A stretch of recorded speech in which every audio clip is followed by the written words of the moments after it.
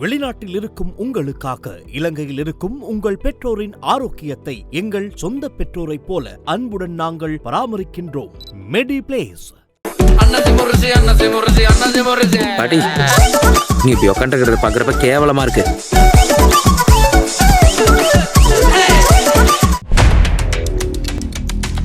Israel பிரதமர் Benjamin Netanyahu இயேசு கிறிஸ்து மற்றும் செங்கிஸ் கான் குறித்து வெளியிட்ட சர்ச்சைக்குரிய கருத்துகள் மற்றும் அதன் பின்னணியில் உள்ள வரலாற்று ரீதியான பிரச்சினைகள் மிகப்பெரிய அளவில் சீற்றத்திற்குள்ளாகியுள்ளது. ஈரான் இஸ்ரேல் போர் தீவிரமடைந்துள்ள சூழலில் இஸ்ரேலிய பிரதமர் பெஞ்சமின் நெதன்யாகு ஆற்றிய உரை உலக நாடுகளிடையே பெரும் அதிர்வலைகளை ஏற்படுத்தியுள்ளது. குறிப்பாக அவர் கையாண்ட வரலாற்று உதாரணங்கள் மத மற்றும் அரசியல் ரீதியான விவாதங்களை உருவாக்கியுள்ளன. ஈரானுடனான போர் தொடங்கி 3 வாரங்கள் கடந்த நிலையில் நெதன்யாகு தனது முதல் ஆங்கில மொழி செய்தியாளர் சந்திப்பை நடத்தினார். ஆபரேஷன் ரோரிங் லயன் குறித்த விளக்கங்களை வழங்கும் போது ஒரு நாட்டின் உயிர் வாழ்விற்கு வலிமை எவ்வளவு முக்கியம் என்பதை அவர் கூற முற்பட்டார். செய்தியாளர் சந்திப்பில் நெதன்யாகு கூறியதாவது: துரதிர்ஷ்டவசமாக செங்கிஸ்கானை விட இயேசு கிறிஸ்துவுக்கு எந்த நன்மையும் இல்லை. ஏனெனில் நீங்கள் போதுமான அளவு வலிமையுடனும் இரக்கமற்றவராகவும் இருந்தால் தீமை நன்மையையும் ஆக்கிரமிப்பு மிதவாதத்தையும் வென்றுவிடும். இந்த கூற்று மூலம் வெறும் அறநெறிகள் மட்டும் ஒரு நாட்டை காப்பாற்றாது என்றும் எதிரிகளை வீழ்த்து அதீத வலிமையும் அதிகாரமும் அவசியம் எனவும் அவர் குறிப்பிட்டுள்ளார். தனது பேச்சுக்கு எழுந்த விமர்சனங்களை தொடர்ந்து நெதன்யாகு சமூக வலைத்தளமான எக்ஸில் ஒரு விளக்கத்தை அளித்துள்ளார். புகழ்பெற்ற வரலாற்று ஆசிரியர்களான வில் டுடாண்ட் மற்றும் ஏரியஸ் டுடாண்ட் எழுதிய த லேனஸ் ஆஃப் தி ஹிஸ்டரி என்ற புத்தகத்தில் உள்ள கருத்துக்களை தான் குறிப்பிட்டதாக அவர் குறிப்பிட்டுள்ளார். வில் டுடாண்ட் தனது புத்தகத்தில் குறிப்பிடுவது என்னவென்றால், ஒரு உயர்ந்த நாகரிகம் அல்லது பண்பாடு தார்மீக ரீதியாக சிறந்த விளங்கினாலும் அது தன்னை தற்காத்துக் கொள்ளும் இராணுவ வலிமையை பெற்றிருக்காவிட்டால் ஒரு காட்டு மிராண்டித்தனமான ஆக்கிரமிப்பாளரிடம் வீழ்ந்துவிடும்.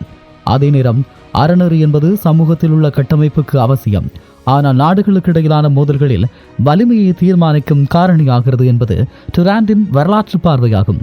இதைத்தான் நெதன்யாகு இயேசு, அதாவது அறம், மற்றும் செங்கிஸ்கான் வலிமை என்ற உதாரணத்தின் மூலமாக விளக்க முயன்றார். இந்த நிலையில் நெதன்யாகுவின் இந்த ஒப்பீடு பல தரப்பிலிருந்து கடுமையான விமர்சனங்களை சந்தித்துள்ளது. குறிப்பாக இயேசு கிறிஸ்துவை ஒரு பலவீனமான அல்லது தோற்றுப்போகும் பிம்பமாக சித்தரித்து கூறி கிறிஸ்தவ அமைப்புகளை அதிருப்திக்கு உள்ளாக்கியுள்ளது. அதே நேரம் ஈரானிய வெளியுறவுத்துறை அமைச்சகம் நெதன்யாகுவின் பேச்சு அவர் கொண்டுள்ள மதவிரோத போக்கையும் இரக்கமற்ற இராணுவ வெறியையுமே காட்டுகிறது என சாடியுள்ளது. இதே நேரம் போர்ச்சூழலில் இத்தகைய உணர்ச்சிகரமான மற்றும் ஆபத்தான உதாரணங்களை தவிர்த்திருக்க வேண்டும் என அரசியல் ஆய்வாளர்கள் கருத்து தெரிவிக்கிறார்கள். இந்த நிலையில் இந்த சர்ச்சைகளுக்கு மத்தியிலும் இஸ்ரேல் தனது பாதுகாப்பிற்காக இத்தகைய கடினமான முடிவுகளையும் எடுக்க தயங்காது என்பதை நெதன்யாகு உறுதிபட தெரிவித்துள்ளார். வலிமை மட்டுமே அமைதியை கொண்டு வரும் என்ற இஸ்ரேலினுடைய தற்போதைய இராணுவ கொள்கையை நிலைநிறுத்தவே அவர் இத்தகைய வரலாற்று பாடங்களை முன்னிறுத்துகிறார். நெதன்யாகுவின் உரை வெறும் அரசியல் பேச்சு மட்டுமல்ல, அது ஒரு நாட்டினுடைய உயிர் வாழ்வு குறித்த தத்துவார்த்தமான விவாதமாகும். இருப்பினும் மத தலைவர்களையும் வரலாற்று ஆளுமைகளையும் போருடன் ஒப்பிடுவது ஏற்கனவே குதித்துக் கொண்டிருக்கும் மத்திய கிழக்கு பிராந்தியத்தில் மேலும் ஒரு பதற்றத்தையே உருவாக்கும் என்ற கருத்தை அங்கு முன்வைக்க முடிகிறது. குறிப்பாக இஸ்ரேலிய பிரதமர் பெஞ்சமின் நெதன்யாகுவின் சர்ச்சை பேச்சு மற்றும் அதன் அரசியல் வரலாற்று பின்னணிகளில் கூடுதலான தரவுகள் கிடைக்கப்பெற்றுள்ளது. இந்த சர்ச்சை பேச்சு சாதாரணமாக வெளிவந்தது அல்ல. இது 2026 பிப்ரவரி மாத காலகட்டத்தில் இஸ்ரேல் மற்றும் அமெரிக்கா இணைந்து ஈரான் மீது நடத்திய மிகப்பெரிய இராணுவ நடவடிக்கையான ஆபரேஷன் ரோரிங் லயன் குறித்த விளக்கத்தின் போது கூறப்பட்டதாகும். ஈரானின் அணுசக்தி உட்கட்டமைப்புகள் மற்றும் ஏவுகணை தளங்களை அளிப்பது இதனுடைய தாக்கம். இந்த தாக்குதலில் ஈரானின் வான் பாதுகாப்பு அமைப்புகள் 80-85% அளிக்கப்பட்டதாகவும் ஈரானின் உச்ச தலைவர் கமேனி பதுங்குகுழியில் கொல்லப்பட்டதாகவும் தகவல்கள் தெரிவிக்கிறது. இந்த ஒரு போர் வெற்றியை தொடர்ந்து தனது வலிமை சார்ந்த கொள்கையை நியாயப்படுத்தவே நெதன்யாகு இயேசு செங்கிஸ்கான் உதாரணத்தை பயன்படுத்தினார். இந்த நிலையில் நெதன்யாகு குறிப்பிட்ட வில் டுராண்ட் எழுதிய த லெசன்ஸ் ஆஃப் ஹிஸ்டரி 1968 வெளியான இந்த புத்தகத்தில் உள்ள முக்கிய கருத்துக்கள்: உயிர் வாழும் போராட்டம். வரலாறு என்பது வெறும் அமைதி வழிபட்டது அல்ல, அது உயிரியல் ரீதியான போட்டி. இது வலிமையான நாடுகளே எஞ்சி இருக்கின்றன. அறநெறி மற்றும் அதிகாரம்.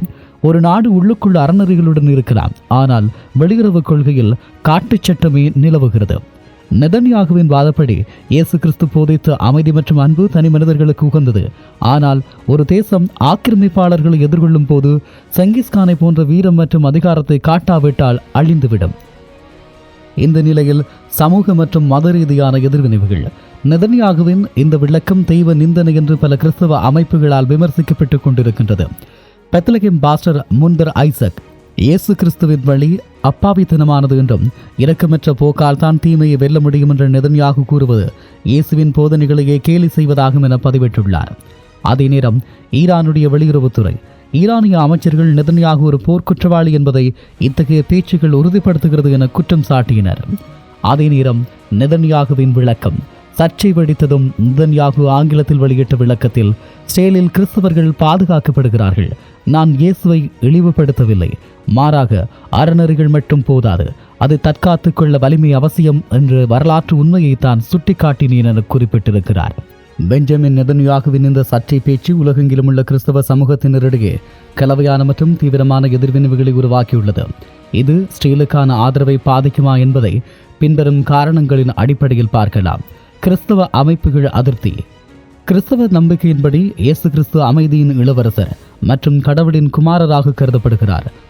அவரை உலக வரலாற்றின் கொடூரமான ஆக்கிரமிப்பாளர்களில் ஒருவரான செங்கிஸ்கானுடன் ஒப்பிட்டு இயேசுவின் வழி பலவீனமானது தோற்றுப்போகும் என்ற துணியில் பேசியது பலரை கோபப்படுத்தியுள்ளது.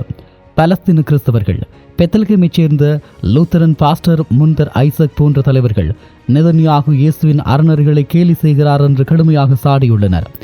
இது மத்திய கிழக்கில் உள்ள கிறிஸ்தவ சிறுபான்மையினரிடையே இஸ்ரேல் மீதான நம்பிக்கையை குறைத்துள்ளது. அதேவேளை எவாஞ்சலிக்கல் கிறிஸ்தவர்களின் நிலைப்பாடு. இஸ்ரேலுக்கு அமெரிக்காவில் மிகப்பெரிய பலமாக இருப்பது எவாஞ்சலிக்கல் மற்றும் கிறிஸ்தவ சியோனிச குழுக்களாகும். பொதுவாக இந்த குழுக்கள் இஸ்ரேலை ஆதரிப்பது அரசியல் காரணங்களுக்காக அல்ல, அவர்கள் விவிலிய நம்பிக்கைகளுக்காக. எனவே நெதன்யாகுவின் ஒரு பேச்சுக்காக அவர்கள் இஸ்ரேலுக்கான ஆதரவை முழுமையாக கைவிட வாய்ப்பு குறைவு.